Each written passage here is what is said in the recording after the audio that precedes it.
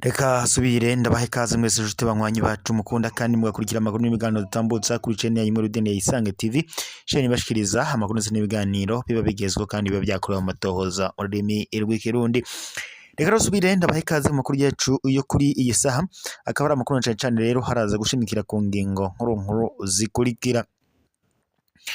Mu gisata ca politiki niyo tugiye gutangurira amakuru yacu na cyane turabira hamwe kuko bivuga ko hoba hari icuka cadutse mu bihangange bya CNDD FDD na cyane abasize bashatse kugira uruhara muri kudeta yakozwe mu mwaka wa 2015 ikorewe wari umukuru w'igihugu cy'u Burundi umwisi Petero Nkurunziza. Kuri uyu munsi rero basubiye kugabisha Perezida Ndayishimiye ko isaha n'isaha bashobora kumutembagaza.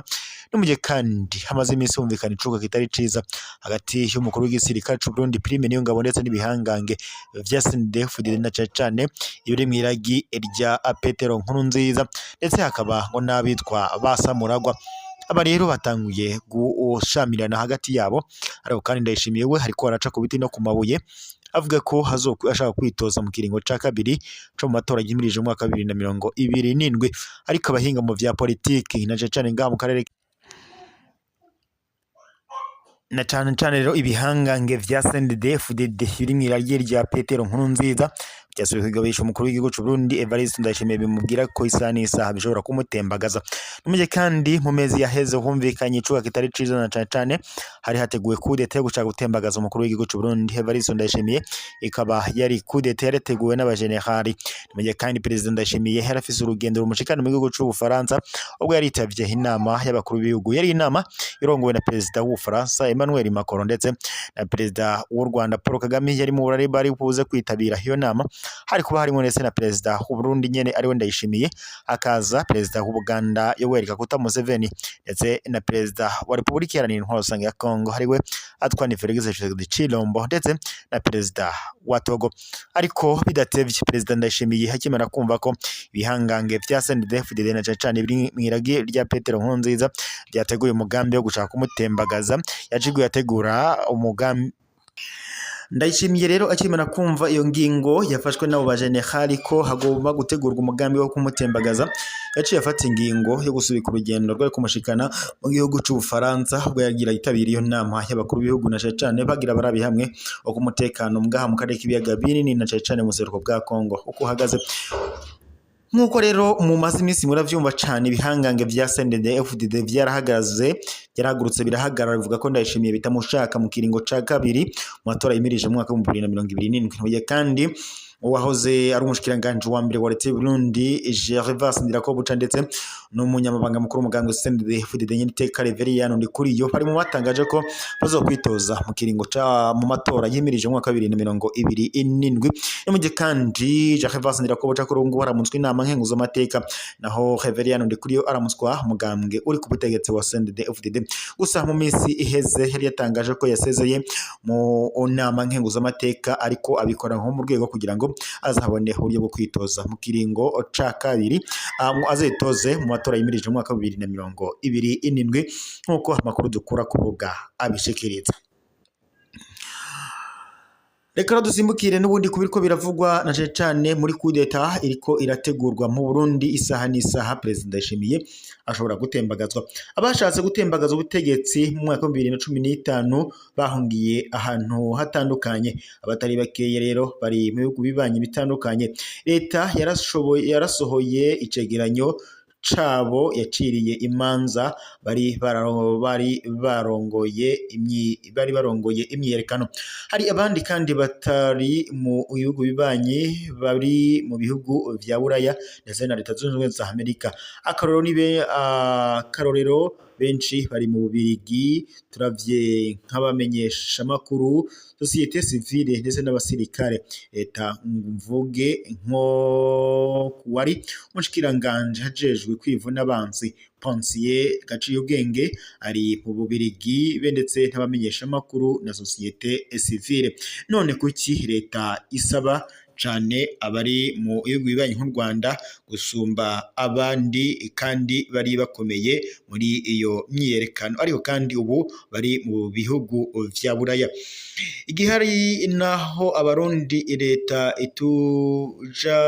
itujana mu ngorane za 2015, iki kintu ni icitwazo ko naho leta abanyarwanda bo babima bari bakwiye nk'Ububirigi gusaba nk'uwo mu generali ariyo, kandi bizwi ko ari ku rutonde rw'abahigishwa n'ubutungane. Harakenewe kandi ko tubwizwa ukuri ko igihe batazohaguruka havugwe ukuri bizogera aho tuzobifata nka bamwe bahizi intera hamwe imyaka 30, ariko kandi baguma ari icitwazo, ahubwo kuva aho Hussein Jabo afatiwe agapfungwa leta ya CNDD-FDD ntiyasubiriye guhuza n'izindi leta zitandukanye.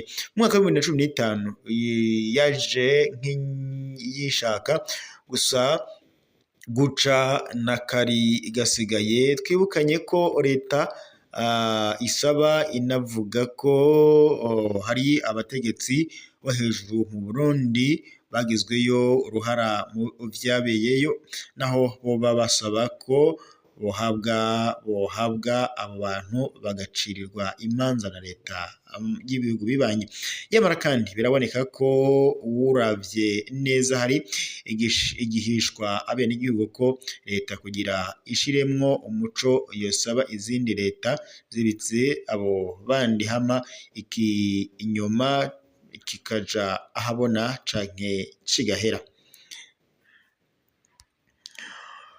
Reka dusimbukire n'ubundi mu yandi makuru hari karavugwa mu Burundi. Umushikiranganji w'ikiga ca leta yaraye yongeye kandi gushikiriza ibintu bibiri vy'ibitangaza. Acambere aho umukuru w'igihugu yashikiriza ikiganiro we yavuze ko FOMI impamvu umwavu utaboneka neza ari igwirirana ry'abantu mu nama nkenguzamateka. Umushikiranganji yaraye abivuze atakurya umunwa, yerekana kandi ko ubuyobozi aho ubunyonyezi ha FOMI yazanye amasezerano mashasha yongera kuyarahari, ikavuga ko yatanze umwavu 100% ica yongera kandi n'ibice bitwara imiliyaridi 6 zose hamwe.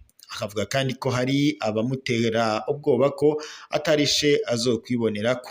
Amasezerano ategurwa n'abantu babiri muri FOMI, irakoze izana ikintu iti sinya kandi riha. Ica kabiri, umushikiranganji yarayerekanye ko amabiro y'amazone yubatswe igihugu cose atwara imwe miliyoni 220 yibariza abahinga ati vy'ukuri zirayakwiye. Sindi umuhinga, abavyize babivuga tukabimenyeraho, kumbure n'umushikiranganji akora akaronka umuco. Ikuboneka co benshi bavuga bati kuva isi yakaremwa nibwo bwa mbere umugwizatunga amara imyaka 9 akaba abaye rurangiranwa. Bakikura kuri ziranotse aho yamenyekanye inyuma ya 2015, ariko kandi ubu ageze aho Afrika ayifata yose. Benshi ubwo buhinga yakoresheje bwarabasize ko amakenga akaguma hahinda ko ari itoni ya leta, inoti ya leta y'u Burundi ngo bamuteruriye. None umushikiranganji izo nguvu azikura hehe? Yoba ari ikarata, yoba akwa Samuragwa bazanye izindi zabo mwiragi.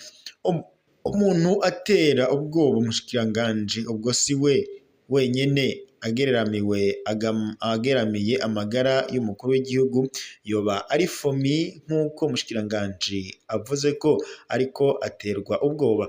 Vya bihangange bigira bije ahabona ngira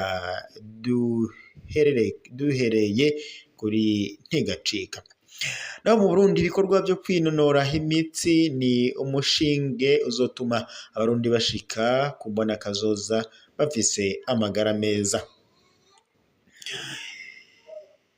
Igitega ku mugwa mukuru wa politike w'u Burundi, umutambukanyi mukuru w'igihugu cy'u Burundi Angeline Ndayishimiye kuri uyu wa 27 Kigarama uyu mwaka yifadikanyije n'abenegihugu mu bikorwa byo kwinonora imitsi.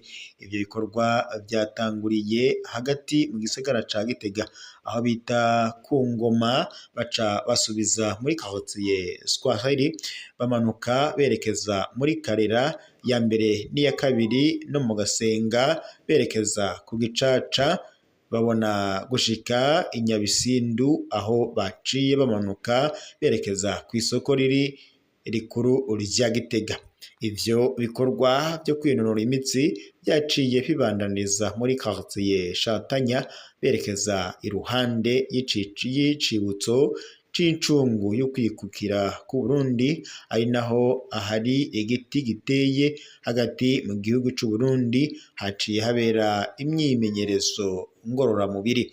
Inyuma y'ivyo bikorwa byo kwinonora imitsi, umutambukanyi w'umukuru w'igihugu cy'u Burundi Angeline Ndayishimiye yifurije abenegihugu bo mu ntara ya Gitega umwaka mushasha mwiza wa 2026 ngo uzobe umwaka w'amagara meza, umugisha hamwe ndetse n'iterambere mu miryango yabo.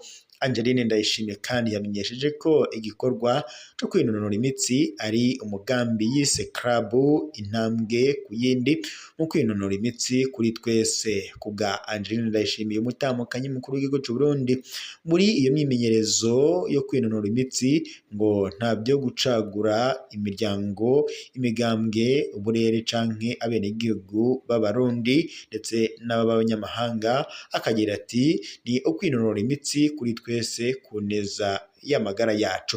Angeline Ndayishimiye umutambukanyi mukuru w'igihugu cy'u Burundi yashikirije ko uwo mugambi ufise intumbero yo kwinagura